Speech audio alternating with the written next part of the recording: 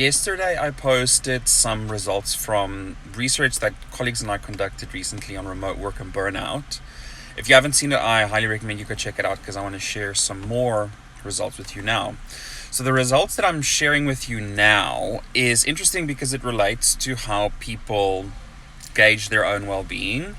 I mentioned in the video yesterday that we measured burnout using the Maslach's burnout inventory, which measures emotional exhaustion, depersonalization, and personal achievement. So, high burnout assumes high emotional exhaustion, high depersonalization, and low personal achievement.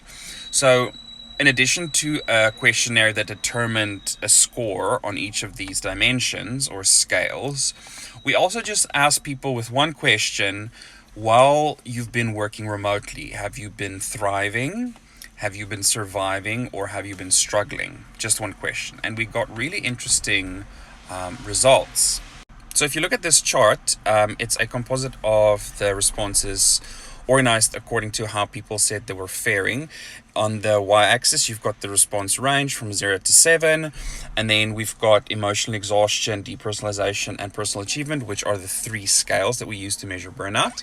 The gray is people that said they were struggling, the blue is surviving, and then the red is the best one, people said they were thriving. Interestingly, we can see that the people that said that they were struggling, so the gray one, had the highest emotional exhaustion, but also interestingly had fairly high personal achievement. The people, the red, that said they were thriving had the lowest depersonalization and the highest personal achievement. Now, these are interesting findings for several reasons. The first reason why these findings are interesting is because it seems like even if people are burnt out, they still seem to be able to meet their targets and achieve their goals, but this seems to be coming at the cost of their well-being. Secondly, we used a validated psychometric measure to determine burnout, but then with the simple question, are you thriving, surviving, or struggling, there seems to be a correlation between the actual measurement of burnout and people's self-assessment of how they're doing. This suggests that you don't always need a diagnostic measure to determine if people are doing well or not. You should just listen to what they're saying.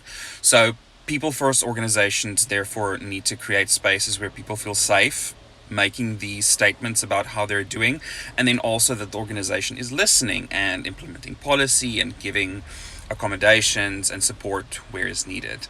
I'm Cliff. I'm a people advisor. I help organizations become people first. If you want to talk to me about remote work or burnout in your organization, you can go to our website, which is lvc.co.za, and book a free meeting with me, or you can just go to the link in my bio. We can also book a meeting.